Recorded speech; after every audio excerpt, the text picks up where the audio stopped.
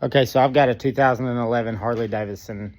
When I turn the key on, it makes a clattering noise coming from the fuel pump and injector place. And then when I'm going down the road, it'll randomly turn off, and then you wait 5-10 minutes and it'll start back up.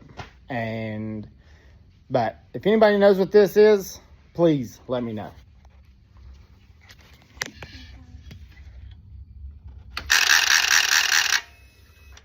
And then the fuel pump turns on.